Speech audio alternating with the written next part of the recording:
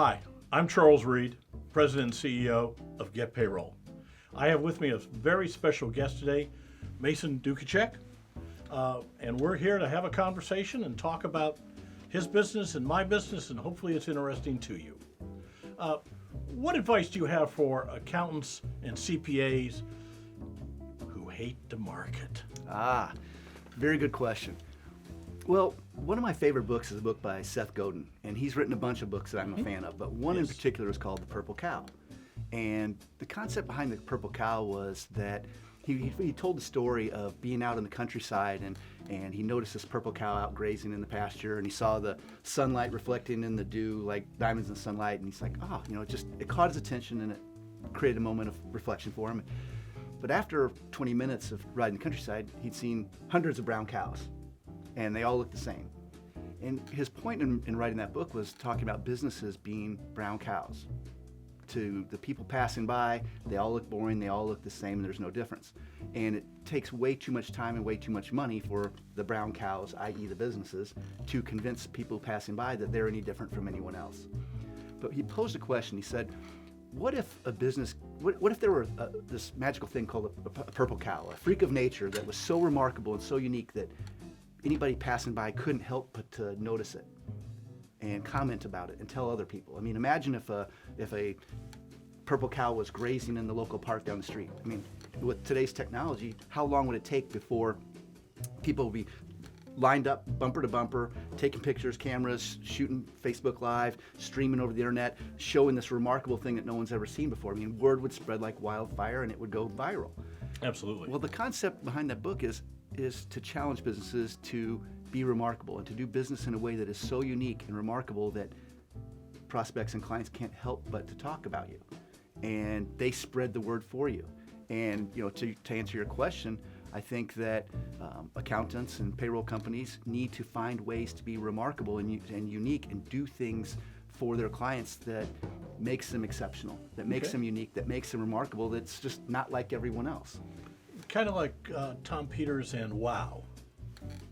Same kind of book. Yeah. The wow factor, something unique, different, unusual that garners attention. Yes. As well, not only then doing your work and being expert at what you're doing, but showing in a way that people will notice and see it and understand that you are what you are. Right. It's not good enough to be good anymore. Okay, even better. What's the number one mistake you think accountants and payroll companies are making right now? I think they are taking their customers for granted. And, there's... Not us. No. You ask in general. But what I mean by that is, they're focused on doing the minimum that's required to keep customers. And anybody can do that. It kind of goes back to our last comment. What are you doing that's exceptional? It's like, I don't know if you played sports back in the day, but whether your sport is golf, what do they say? They say swing through. If you're playing baseball, they say follow through with your bat. If you're shooting a basketball, follow through. If I'm shooting a basket, once the ball leaves my hand, I don't stop. You follow through. And I think a lot of accountants, and, for that matter, will be. They'll look at the numbers and provide the reports and send a bill, and it's and the business owner's just reacting to, the records of what they've done. Whereas I think if they followed through, those accountants and payroll companies could help clients better utilize that data and the stories that data tells them to make better decisions faster moving forward that actually contribute to their bottom line. And I think that there are large numbers of people in that business providing services to business who aren't following through. They're stopping short and not following through and using that data that they already have access to provide meaningful guidance to their customers. I agree fully. One of the things I learned in going to conferences with other accountants is speakers would come in, and it turned out that the biggest complaint that clients had about their accountants is they wouldn't return phone calls, which is absolutely insane, because a phone call is, in all probability, more business Yes. It's a way to make more money. They seldom call with complaints because if you've done a good job, they very seldom call with complaints. But they have other problems, other situations, other things they need solved, and they want you to solve them. Call them back. And it's just, exactly. And as I was saying earlier, they're doing just enough, And they're ignoring their claims. and that's not even just enough. That's Right. below that. And in the past, accountants could sit there and say, well, one of the exit barriers, if I'm a client and you're an accountant and you take care of my company, in the past it was a hassle to leave. So if you didn't really give me really great service, I'd be like, well, I know it's a hassle, but it'd be too much of a hassle to leave, and it's not that bad. Well, now things are getting real easy to change. When all this stuff is on data and computers and Agreed. cloud, a matter of a few keystrokes, I can fire my accountant or I can fire a payroll provider and go somewhere else without missing a beat. Absolutely. How does a client know if they have a good accountant or a good payroll company? There's that old saying that you don't go to the hardware store because you're looking for a drill. You go to the hardware store because you're looking for a hole. You need to make a hole.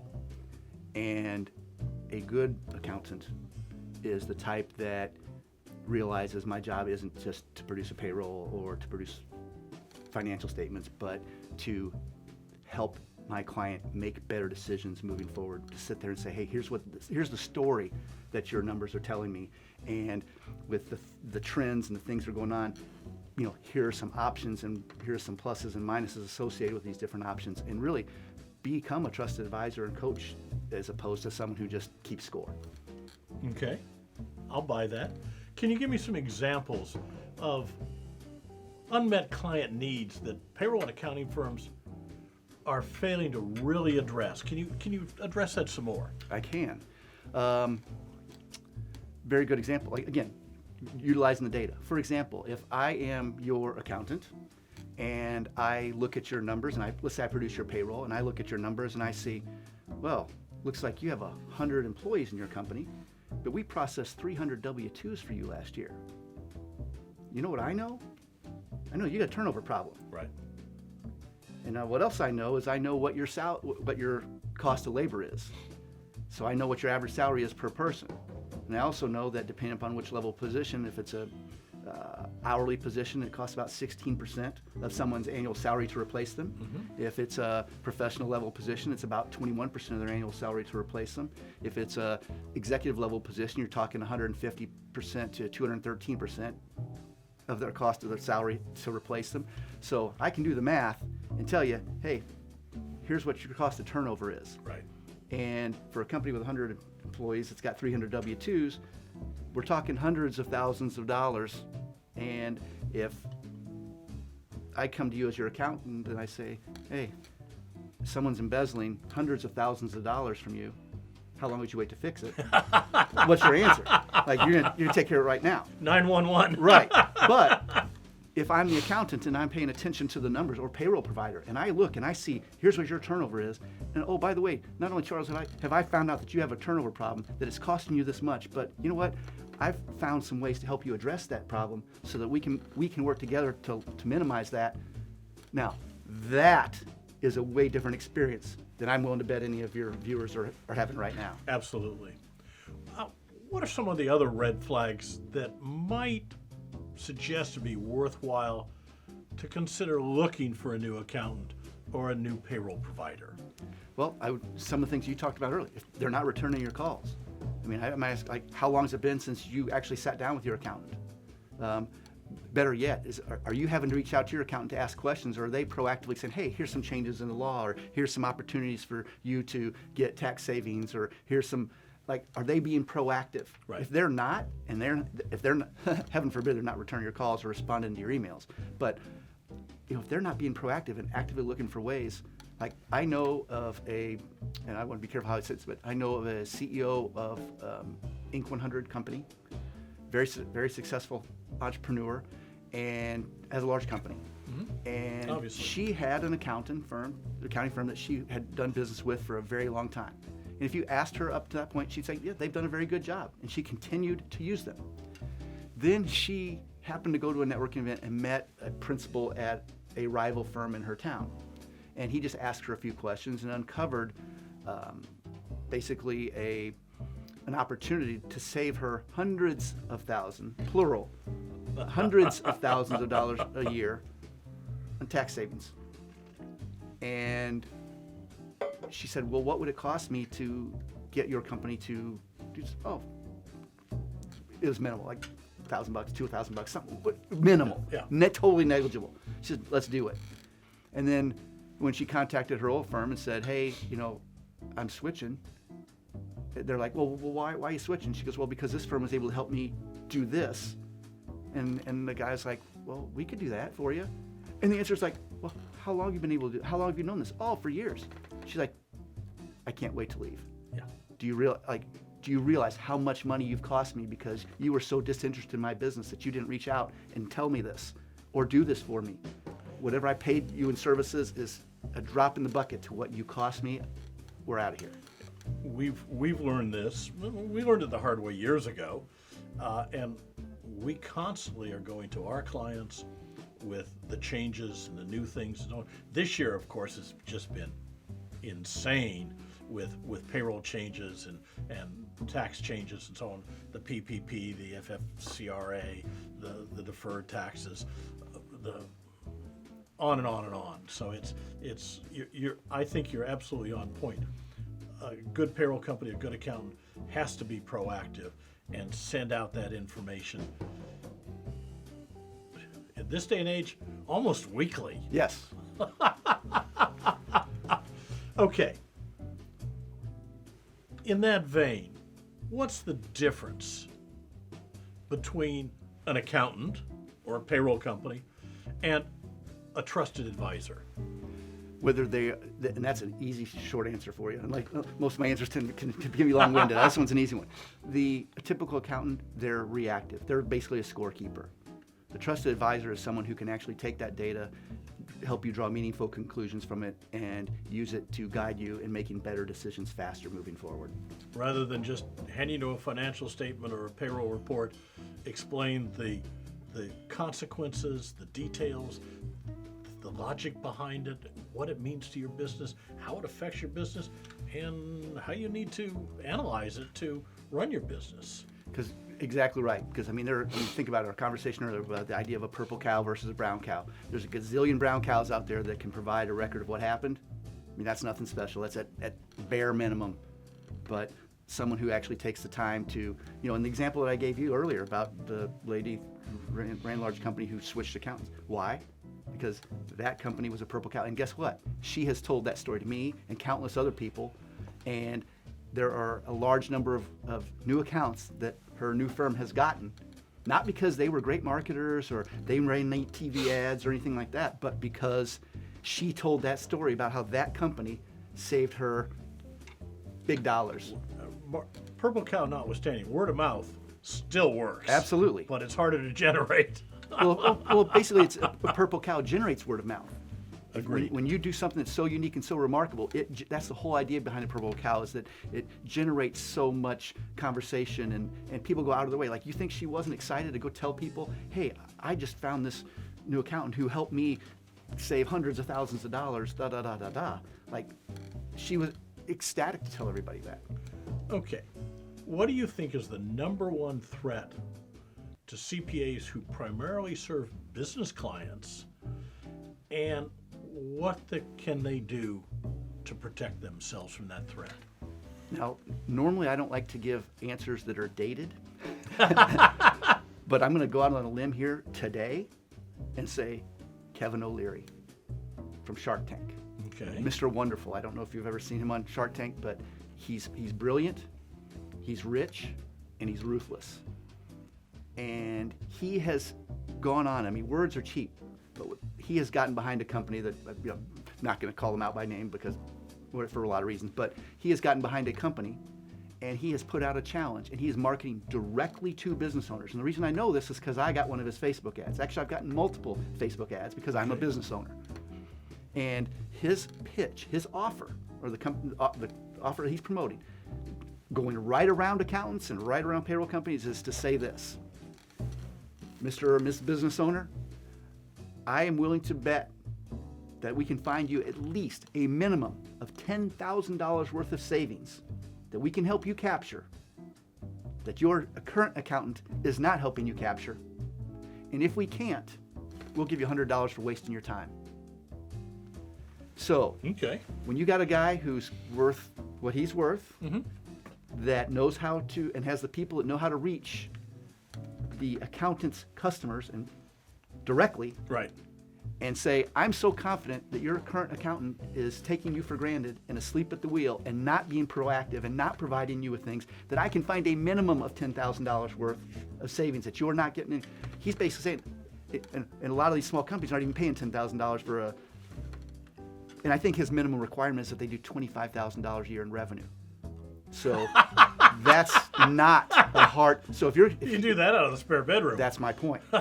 So what do you think he's going to be able to show? If he's confident that he can show $25,000 or $10,000 worth of opportunity to a company with only $25,000, what do you think is going to happen when a company's got a few $1 million in revenue? Absolutely. And you don't think that a business owner who gets that offer is going to say, I'm willing to have my accountant put to the test?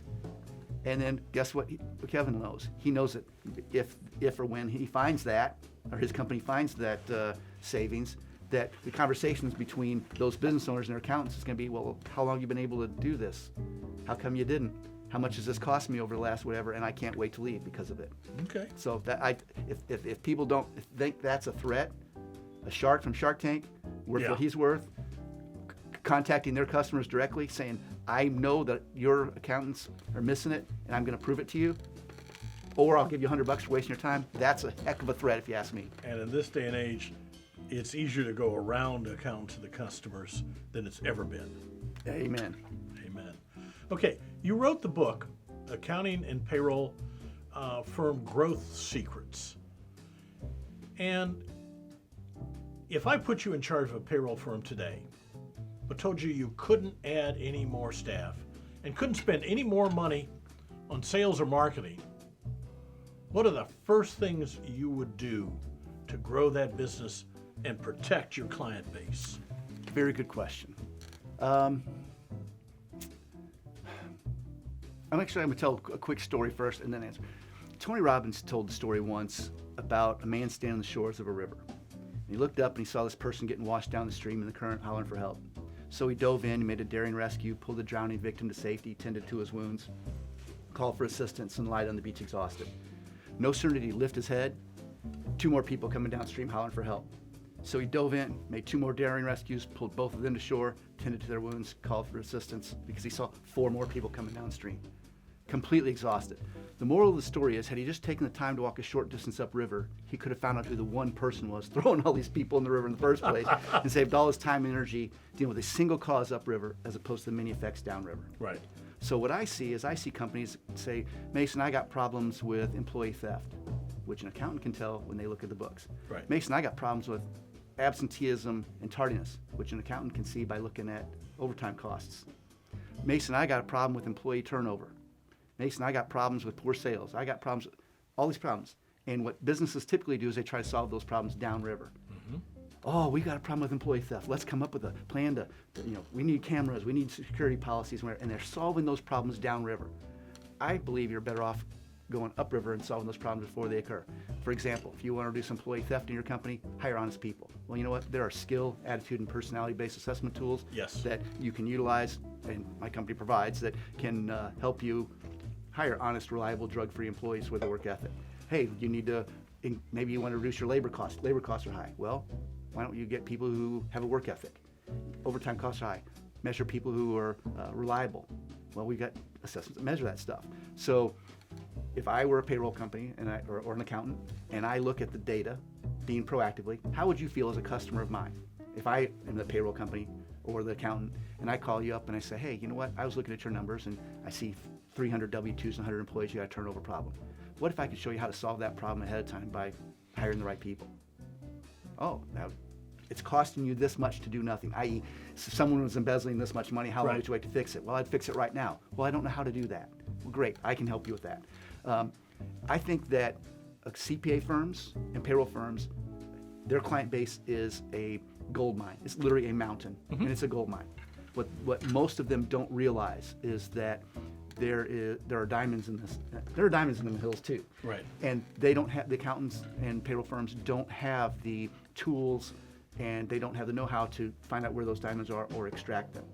And in my company, what we do is we actually work with accounting firms and CPA firms, payroll companies, to give them the tools to help their clients solve those problems by putting the right people in the right positions ahead of time.